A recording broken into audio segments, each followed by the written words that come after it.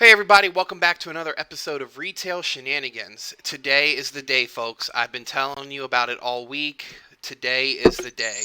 I've got Alex Founds returning from our second episode, returning again already, and it hasn't even been a week. I mean, he must not have anything better to do with his life.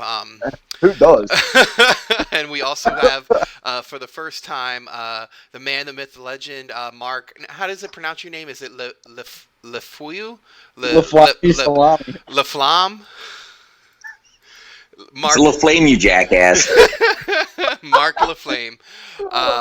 Friend of mine, I worked with him a couple years at Gander Outdoors, and from my understandings, got a lot of retail experience, and I'm very excited to have you both on the show. Welcome. What up? Hey, thanks, man. Are we getting paid for this shit show? At least like a free Slurpee or something? Okay, well, first off, I'm not even getting paid yet, so that should tell you your answer. All right, thanks, man. Yep. Also, just Hey, a little precursor remember before we go Frosty any. delivery? What was that, Alex? I said, hey, Mark, why don't you get us some Frosties? Hell no. No more Frosties for you jackasses. So a little precursor before we started the show, we all agreed that we would have a drink with each other while we're doing the podcast today. And when I messaged Mark and asked him, if he was going to have a drink with us, I said, you're going to have an adult beverage with us. And he sends me back a picture of a fucking White Claw. So I text him back and I said an adult beverage, you dumb fuck. It's not very Ain't no laws when you're drinking the claws. All right. Anyway, so Mark, if you want to go ahead and get started, you want to tell us a little bit about yourself? All right, so I've been in retail for 25 years, mostly grocery. Jesus, fuck, you're old. I started. Yeah, thanks, bro. I'm only 41. Anyhow, it's mostly grocery store. The little bit I spent at Gander, that's about all I had of any department type retail. Mm-hmm. So, yeah, that's about it. What else would you like to know about me, Ray? Now, when you say grocery, pretty much like Wise, Giant, things of that nature, where you're like, stocking the fruit, the low-hanging fruit, you get to cradle some balls there. Yes, yes, yes, yes. I started at Surefine, then went to Giant, then Gander, then I went to Weiss. Okay. Did you just call it Weiss? Yes, he calls it Weiss. He's a jackass. Why the hell do you call it Weiss? Don't worry about it. That's the way I say it. All right. All right. So, what exactly do you do currently at Weiss? Is there like a certain department you're in? Are you are you bag bitch? Are you cart wrangler? Like, what do you do? Wow. It's cooking the shit out of you. Jesus Christ. Ouch. All right. Anyhow, no, I am the department manager for the dairy and frozen department. Oh, so a bunch of white shit is what you're saying, huh? Yeah, pretty much. Mark sent me a message right before we got on here, and he goes, "You know what, Alex? Let's fuck Ray up." And Ray's cooking the shit out of you right now. Nothing but love, though. So you might have mentioned it when you first started, but what was your first retail job then? Like, I know you said you were with Surefine or something like that, but what would be your first? I guess you've done a lot of like the supermarket retail. What would be your first retail job then you would consider?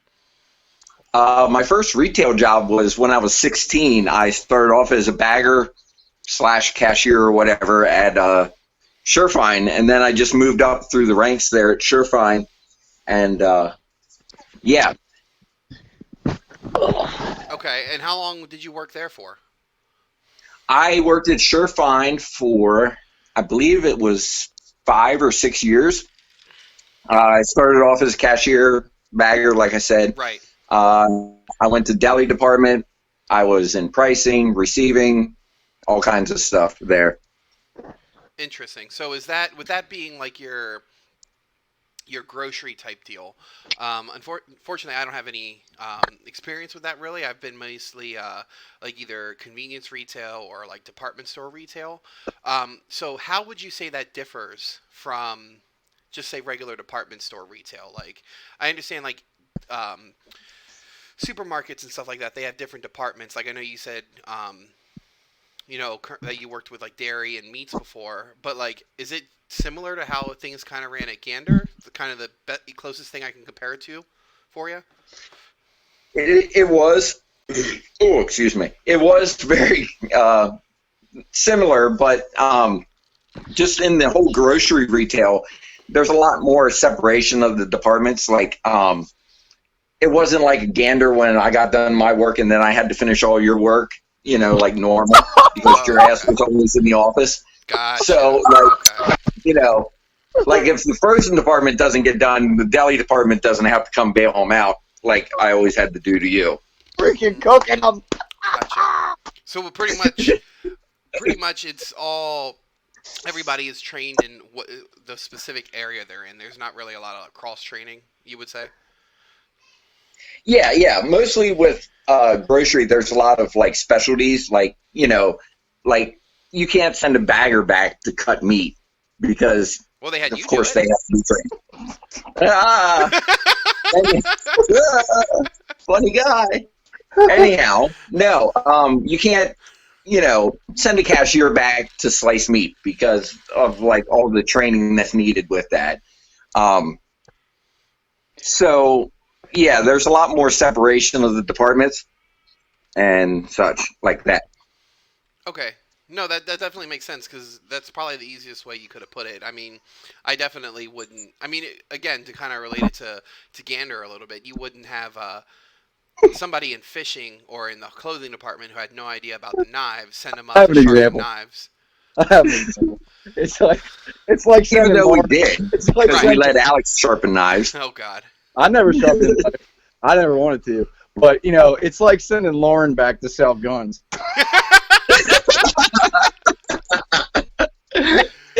Oh my God, that's funny. We literally were talking about that on last night's episode and how she said when she first went back there for the first couple times, she was just completely deer in the headlights looking at these guns and trying to help people. And by the end, she was just like, You pull the whatever. trigger and they go bang. They go bang. So, I love Lauren, man. So funny. Oh, before we go any further, Alex, we we made fun of Mark because of what he was drinking. Oh, excuse me. I'm drinking Captain and Coke. What is it that you're sipping on over there, buddy? Do you have a bendy straw, Mr. Young Person? Well, you know what's depressing? When you open up your refrigerator and there's a bunch of beer in there, but you can't have any of it because you have a gluten allergy now. So Ooh. I'm drinking a nice glass of wine. Oh, I never thought I'd ever say that in my life. Holy crap, man. Oh. I ran out of. I don't have any tequila. That's about all I can have. So now I'm drinking. Hey, don't worry. Wine. Hey, Alex. What? Hey, Alex. Someday your testicles are going to drop, and then you'll be able to drink big boy drinks. Okay, but Mark, at least he'll have two then. Oh, shit. Yeah, I forgot about that. Man, I wasn't gonna get her there, but All seriousness, though, everybody listening who doesn't know, Mark is a cancer survivor. Mark is a very strong person. We might fuck with him all the time, but I'm very grateful and glad that he was able to fight through his bout with cancer, even though he did lose a dangly boy down there. But Mark's a very strong individual, and I'm, again, grateful to have you on the show, buddy. Thanks, man. Happy to be here. But let's spread, the entire world that I only, I lost my testicles. But, Well, I gotta let him know your damaged goods. Thanks, buddy. oh, That's going to help out a lot with the whole online dating thing. Like, hey, by the way. Is there like a dating site for single testicular people? Or like I haven't found it yet. I might take it. factoryrejects.com? Did you really have to do him like that, Ray? My Look, God. y'all, I already knew y'all were going to try to come at me the whole time, so I'm just getting them in while I can.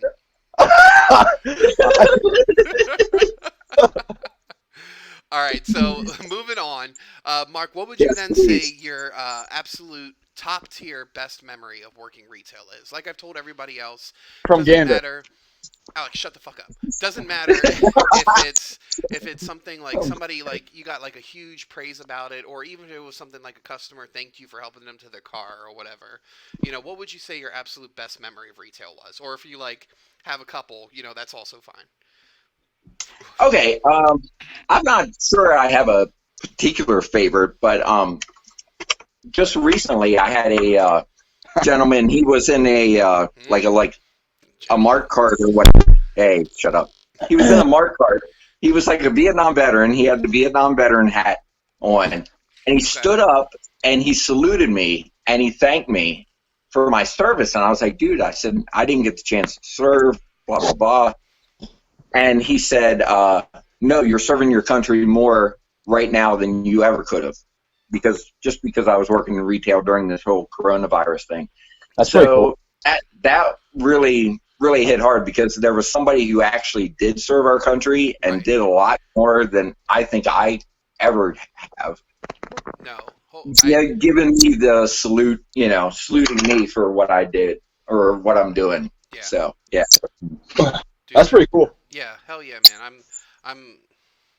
I'm honestly at a loss for words, because there's nothing I can really say to that, because it's true. I mean, the people that are out here making sure that everybody has food, everybody has toilet paper, diapers, wipes for their kids. I mean, it's crazy out there, and the fact that still a lot of us have to eat shit sandwiches every day because people want to be assholes. It's unfortunately never going to change, but I hope this at least opens people's eyes up a little bit. Exactly. Yeah. Anything else you want to add on to there? As far as that, no. The only other thing I really felt was the best thing about retail was my time at Gander, how we literally all felt like a family. That was one thing that was like a major thing with me. Yeah. I went through a lot of stuff, especially after you left, Ray. Mm-hmm. Just a lot of personal stuff, like my divorce and some other things. And like I've never felt such a family in a retail or any kind of work business or work setting. It was just amazing, how the family came together when they knew that I was messed up at the time. No, I wholeheartedly, all jokes aside, I do. Unfortunately, I don't know everything, that was going on, but I know you had mentioned that, again, some things happened and there was a divorce or whatever involved. And again, that's absolutely none of my business, but I'm glad that the people at Gander really came through for you. Very, very similar to that, actually. Back when it was Gander Mountain, when I had divorced my first wife, it was there was a whole month and a half there where I was spiraling. I moved, to tell you how bad I was. I moved in with Nate for 2 months. I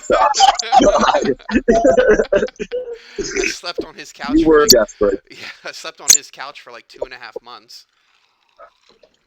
And I, from there, I'd moved in with my roommates, and it got to the point where I guess Brent had overheard that, and of course, I was single at the time. I was no longer married.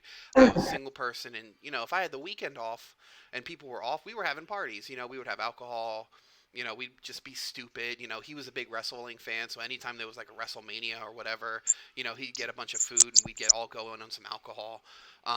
So, there was a point where Brent thought, maybe that I was becoming an alcoholic or whatever, and I had to pull him, I'd tell him straight up, like, I'm really not. Like, yeah, I might be, having some fun and partying on the weekends when I'm not working, but I'm not going to let it affect me, but, affect my work or anything like that. But it was definitely nice to have that person come to you and have that concern. Yeah, Brent was like a big help through it all. Like, he kind of became like a father figure throughout the entire deal. So, yeah, it was really nice. And I said, hey, once I started dating, there was this certain guy who said he was going to go out drinking with me one night and then bailed on me. I think his name was Alex. I told you what happened. I got stuck. Made up some kind of excuse that he got stuck on 30. But, I did, that's all and good. you were even like, yeah, my friend told me the same thing. Sounds like a pretty douchey thing to say. Wow. It is pretty douchey. Wow. All right, so then if we could flip the script on that a little bit, then what would you say is your absolute worst memory of retail, or like, you know, some of the worst things that you've ever had to deal with in retail? Well, probably my worst was the first time that I got my life threatened at the store. It was over the phone. It was over the phone. It was Wait. I'm sorry. I know I'm laughing, but when that happened, Mark, and yeah, it's not funny, but it is. Like when I watched you walk outside and look all around, I was I was dying. I'm sorry. I'd be pretty scared too. That's not that funny. It's all good. Anyhow, no. It was some guy. He was looking for some kind of boat part, and it was like one of the first nights that I closed the store by myself. And he was looking for some kind of boat part that I never heard of. And I had Nate go back and look for it, and Nate was like, "No, it's not there." And the guy's like, "Well, if I come in there and it's there, then I'm getting it for free." And I'm like, "No, I can't give it for free. You know, I had my boat fishing specialist check it, and it's not there." And he kept going on. And we were like going at it over the phone. And then all of a sudden he's like, "Your ass better not," just pretty much told me that he was going to kill me or whatever if I came out in the parking lot. So, of course, I went out in the parking lot like an idiot because that's what grown adults do. Right. You looked all around the building, too. And then I'm like, I work in a gun store. Why am I worried about this guy? So I just hung out with the gun guys the rest of the night and told them what happened. And all of them were like completely ready to do whatever they had to do in case the guy came in the store. So, yeah. And from that on, like, I got my life threatened a couple times being in charge at Gander. So every time I just hung out with the gun guys for the rest of the night because I knew they had my back, so we're good to go. And the cool thing is, I think anybody in that store could have done that. Almost anybody, I should say. Almost anybody could have done that, and people would have, had their back. And I think that's a really good part of having a work environment like that, because it's something I've kind of preached every episode of this podcast so far, is a lot of these times we're working with these people, we see them more than we see our own family sometimes, especially come busy seasons. There are times where you see your work family more than your home family, and it's very helpful knowing you have somebody there got your back. Oh yeah, exactly. Unfortunately, Mark, you never really, I don't know. No, I'm not going to say it. I'm going to be nice. All of a sudden, now you want to be nice. Okay. How much lower could you even go? That's what I think you were thinking. Like the meme says, it gets darker. My Lord.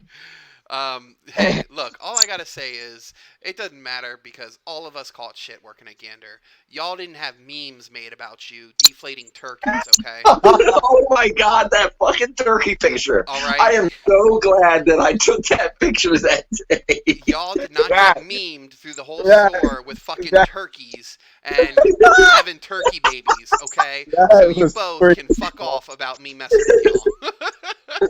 That was pretty freaking funny, dude. It was hilarious.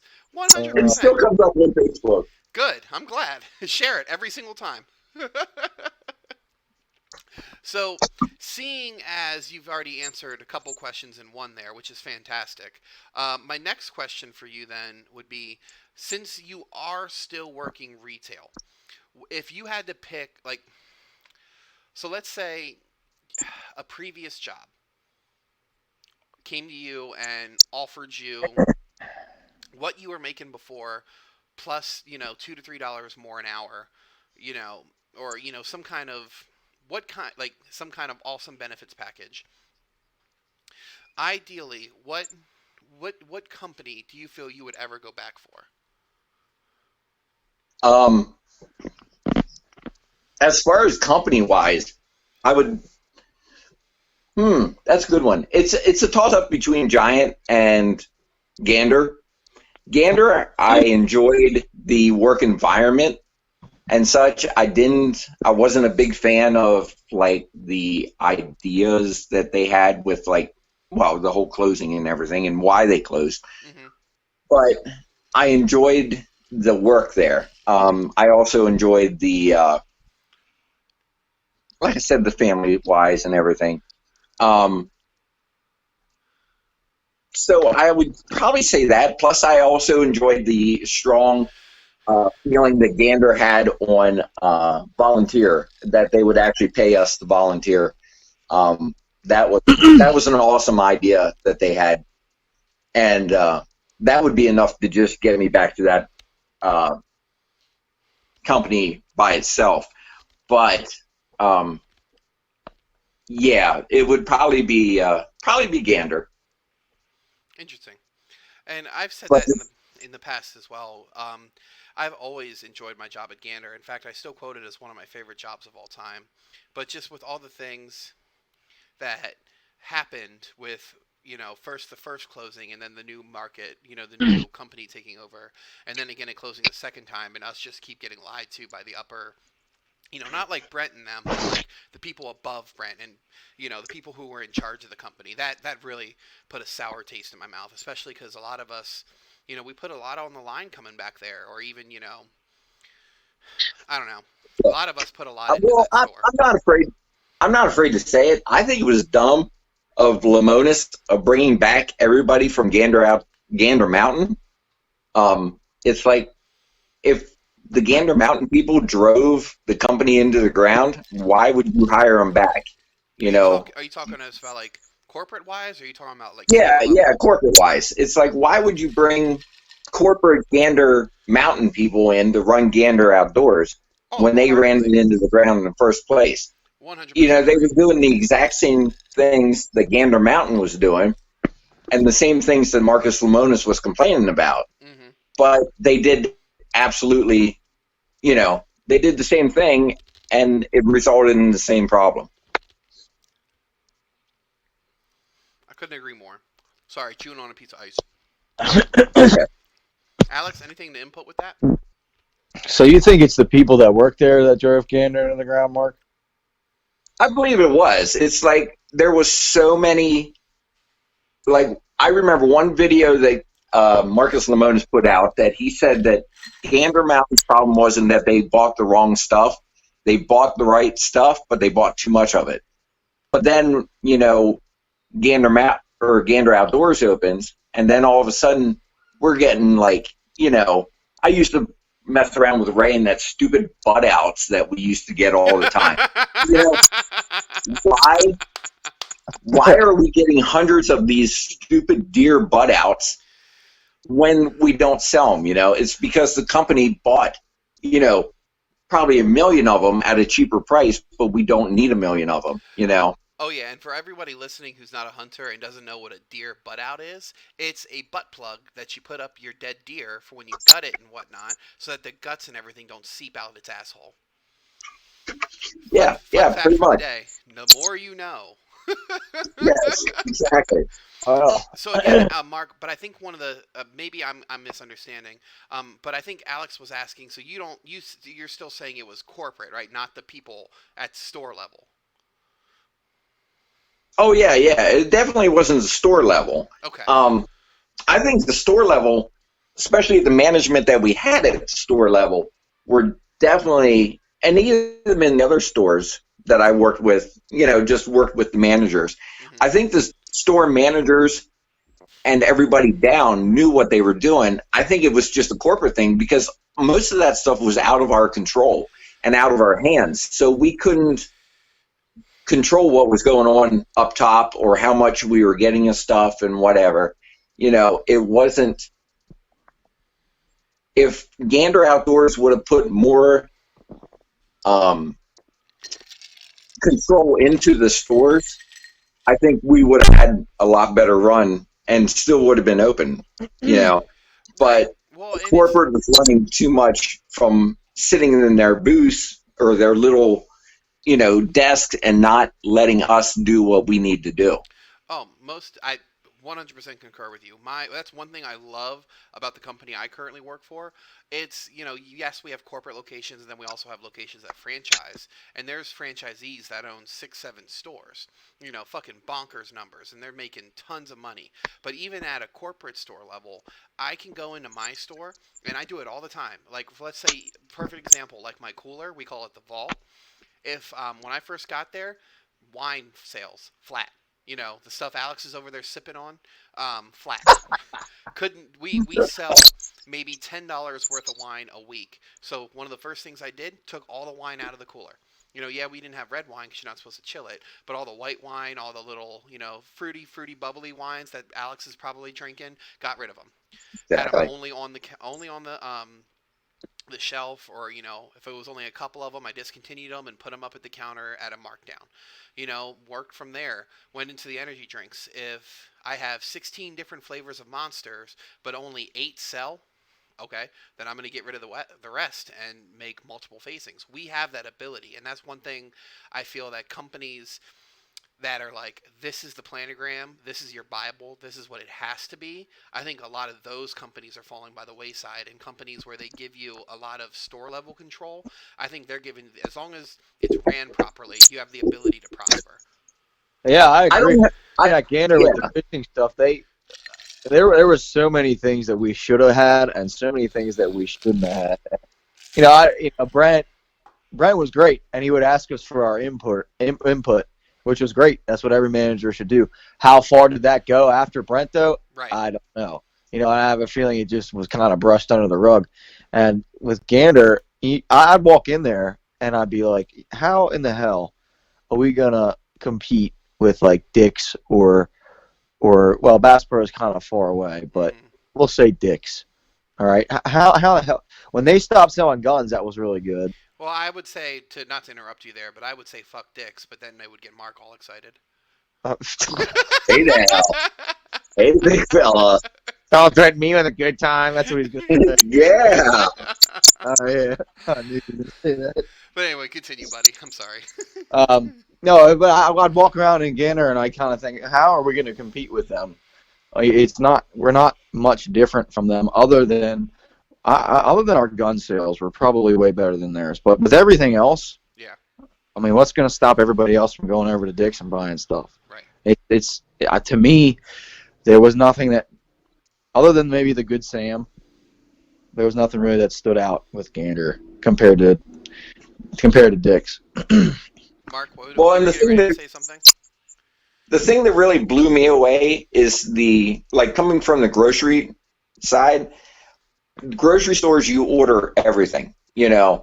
Um, at Gander, that was completely taken out of our hands. Like we could try to order stuff, but we couldn't. At Giant, we would spend an hour and a half a day ordering our departments.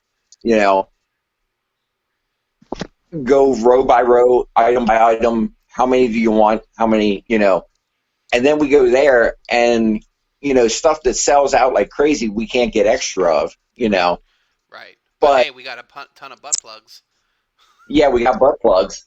We've always got butt plugs. Jesus. So it was just kind of like a culture shock to me because I'm like, it was completely taken out of my hands. I'm like, why am I a department manager when I have planograms telling me where I have to put stuff, and I have no power over the ordering? So why do we even need a department manager? All you really need is people to stock the shelves and sell the stuff.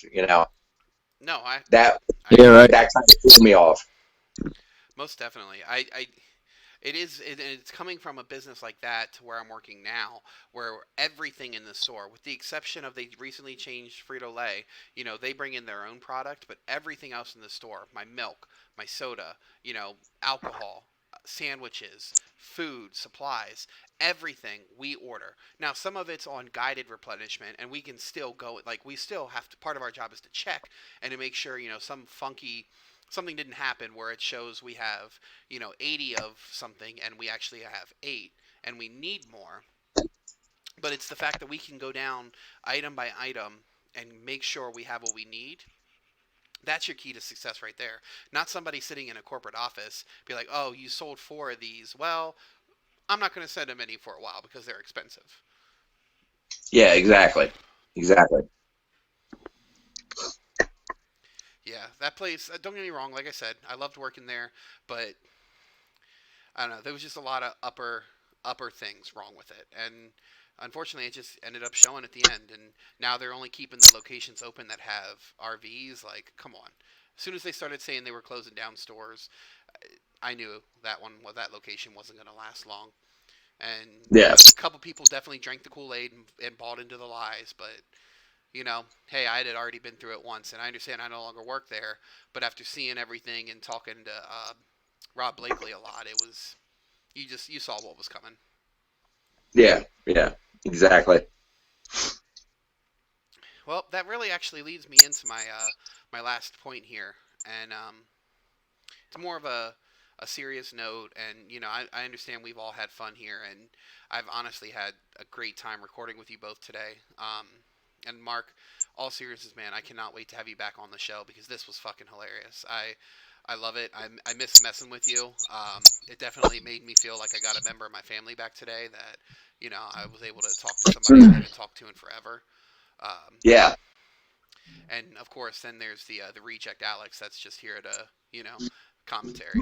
Reject. Yeah. Exactly. Whoa. Whoa. Whoa. Dude, you're drinking wine, man. Come on, man. Yeah, I know. That's kind of. I feel like At least drink a White Claw. That's gluten free. that's even Yeah. what a That's white a White Claw. It's gluten free, man. White Claw. Oh Yeah. my lord.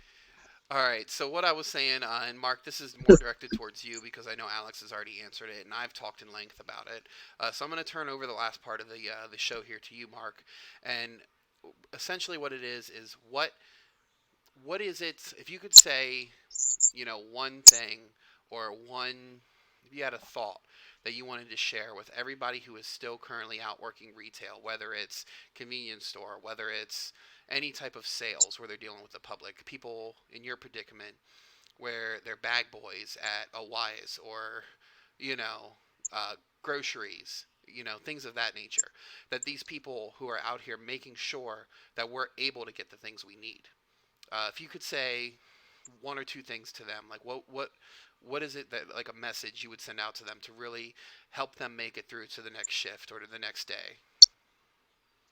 Okay. Yeah. One thing that I've always preached, no matter if it's during the Corona thing or during just like whatever, is like make it fun. You know, stocking shelves, you know, selling lumber or whatever, it's not brain surgery. You don't have to be 100% serious all the time. Right. There are serious times that you have to be serious, but make it fun. Like, play around with your other coworkers or whatever, play around with the customers. I still play around with customers. They catch me dancing in the aisle and that kind of stuff just because, yeah, I do it, just because I want to have fun, and then the customers also have fun. I've had little old ladies dancing along right beside me, to the music.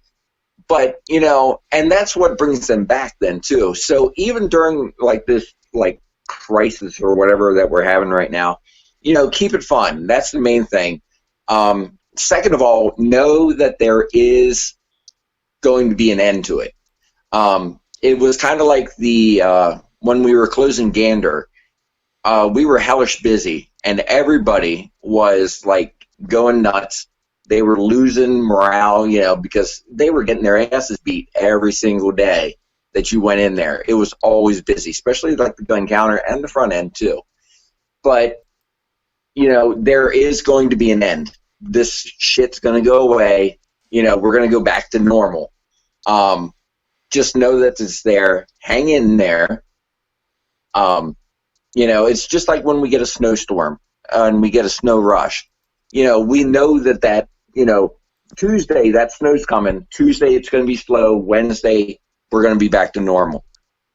Unfortunately, we don't know when that Tuesday is going to come. Right. but there is going to be an end to it. And also for like the younger kids, know that yeah, you enjoy retail now, and there is money to be made in retail. Wholeheartedly. Well, it's possible. It's possible to make money in retail, but don't forget to keep your mind open. Unfortunately, I wish I would have kept my mind open a little bit more when I got into retail, but I'm actually going back to school here shortly. As soon as I get my stimulus check, if it ever comes. As soon as I get my stimulus check, I'm actually going back to school to be a physical trainer. So I just want to I want to get out of the retail business. Retail is definitely a young man's or a woman's field. It's just the nature of the beast. If you're not like upper store level management by the time you're 40, 50 years old, it's going to kick your ass. So you really need to get, up there, but also have a way out. I've done a lot of work the last couple months. I've lost a lot of weight, put on a lot of muscle and such. I've found that I want to be able to help people get to where I am now. No, I understand. And as Alex can attest to, I was always showing those motivational videos and those motivational speeches that I give every morning. I want to use my talent to where it's going to help other people. Yeah, I'm helping other people buying milk, getting their frozen dinner for the night, but I want to help people get healthy. I just, it's just something I need to do. It's something I enjoy, working out, motivating people. And for the older people too, even like your age and older, don't be afraid to get out of it. Don't think, oh, I'm 30 years old and I've been doing retail since I was 16. I'm going to do retail the rest of my life. I'm 41 years old and I'm planning on jumping ship. Now physical training is still retail. Instead of selling milk, you're kind of selling yourself and your services. So it's but kind of it's like a what you do at completely night. hey, don't tell nobody. Oh, okay. Shh. But yeah, it's just one of those things. Don't let retail drag you down, and don't let it make you feel as if you have to stay in retail. Like I said, I'm 41, been in it for 25 years. I'm planning on getting out. So there is always a light at the end of the tunnel, whether it be a coronavirus, a snowstorm, or just, life as a whole. Mm-hmm. There's always a light at the end of the tunnel. I've seen many lights at the end of the tunnels throughout my life. And, you just need to remember that no matter what crap you're going through, now I sound like a dad, I'm a dad, but No, I sound you're like good. that, You're good. it's like, I can whatever you're going through, and like Alex, he went through a lot of shit, you went through a lot of shit, we've all gone through shit, and and there's going to be an end to it. You just got to know that. Unfortunately, some things you don't know when the end is coming. Yeah. But you just got to know that it is. You got to keep the faith. Keep on keeping. Yeah, exactly. And like I always tell people, they're like, "Oh, Mark, I'm having a bad day." I'm like, "Did you wake up this morning? Yeah. Are you above 6? Are you 6 feet above ground? Yeah. Then you're having a good day." It's just you got to keep a positive attitude too. Well, yeah. Mark, why don't you tell us about how you kind of made that big change that you made, with your diet and your working out and just your overall health, because I know at Gander you're eating ramen noodles and all kinds of junk, and now you're completely different. And that was after you left Gander. Yeah. What happened? Well, no, it was during Gander too. Oh, but when I left Gander. Yeah. Oh, yeah. It was after you left Gander. Gander. Alex, we left Gander before it was cool to leave Gander.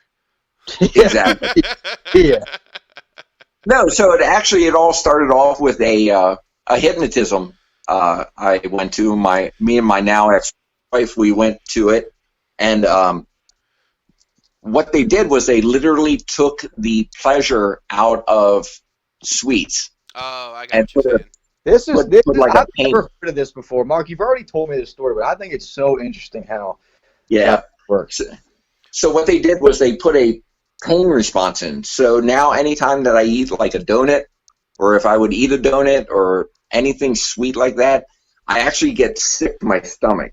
Not to the point where I'm going to throw up, but it's just, yeah, that donut still tastes good, but I know what's going to happen after I eat that Well, donut. So I don't eat that donut.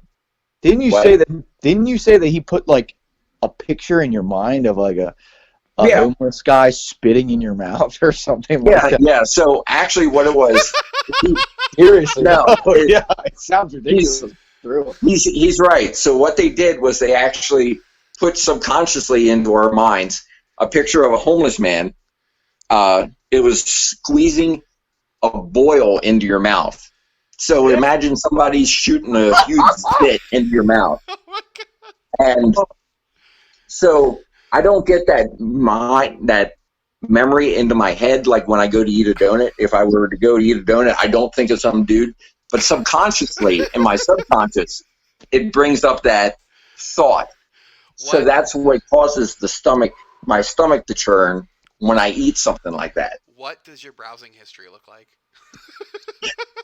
You don't want to know. Jesus fuck. No, but that's whack.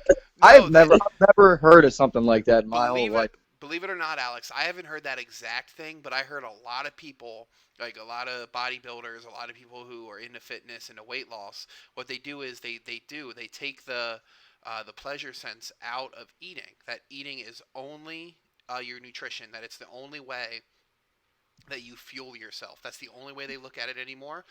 And Well, yeah, but do they they see a get it. hypnotist?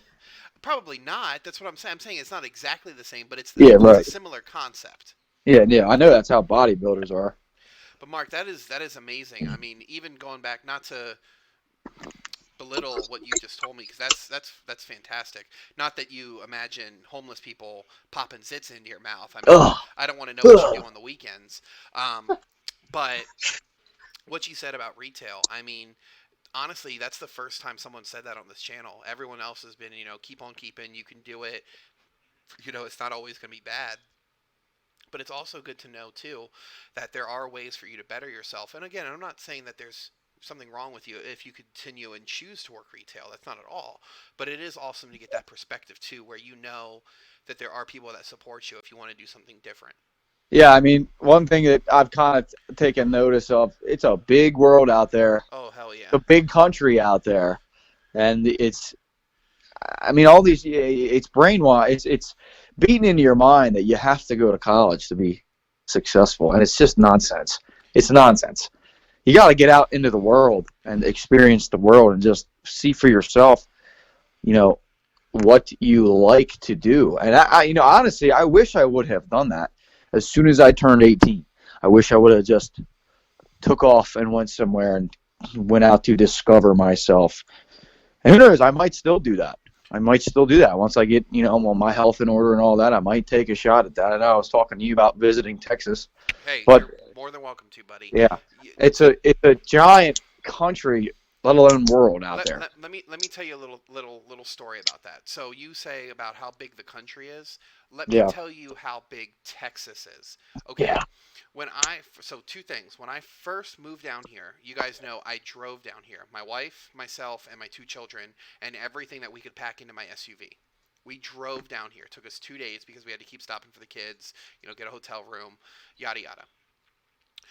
We entered the state of Texas at like 11 a.m. We didn't get to where we live until 7 p.m. that night. yeah. It's just yeah. I mean, you could probably drive across PA, or I don't want to say that, but no, that's pretty crazy. I mean, could you imagine driving across the entire state though? That'd Well, probably take you well, a that's the couple days. thing. Not a I'm couple days, part a day or of, so the area I live in is part of Dallas County, and yeah. Dallas is an hour away from itself. You could drive in Dallas for an hour straight through and still be in Dallas. Yeah, that's crazy. It's crazy. Hmm. Insane how big it is here in Texas, and Yeah. it's actually a plus because not to you know talk big hype about Texas all the time, but I mean we have our own economy. I know I've told it before on the channel. I pay $1.30 right now for gas. I mean we have some of the best economy and retail wages. All of my people, even the low end, like so not cashier because we don't use that word, but we use sales associate. Even Yeah. starting sales associate make $11, $12 an hour. Where I know companies in Pennsylvania that don't start their people at that. I know companies that retail in Pennsylvania that still start their employees at minimum wage or $10 an hour. Yeah, I mean, those places are going to start finding soon that they're not going to be able to compete with other places. They're going to have no choice but to pay people more. It's coming. It's only a matter of time. I hope so. But anyway, guys, I think that's a great place to wrap this up. Mark, I'm very happy that you were able to be on the show. I really appreciate getting your input in. It was very interesting having both of you on at the same time. It was a lot of fun. Final question for you, Mark. You said retail is a young man's game, right? Yeah. So you said you've been doing it for about 25 years and you're about ready to get out.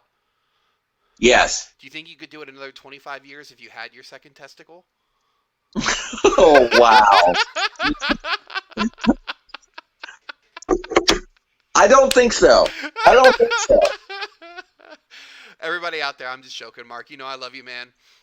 Yeah. Thank you for being on the show, both of you guys. Everybody listening, thank you for stopping in. This has been episode 8 of Retail Shenanigans, and I'm going to put this out there. We're at about 26 subscribers, I think, right now. Give me 1 second. Let me check. I still want my free Slurpee. Oh, I'm just saying. shut up. Okay, we're at 27 subscribers right now. We get to 50 subscribers. The 50th subscriber is getting a $10 Amazon gift card from me. So make sure all of you that are listening, making sure we're liking, subscribing, and the 50th subscriber will get a $10 Amazon gift card, e-gift card from me. So everybody listening, remember, like, subscribe, and this has been Retail Shenanigans. Have a great night.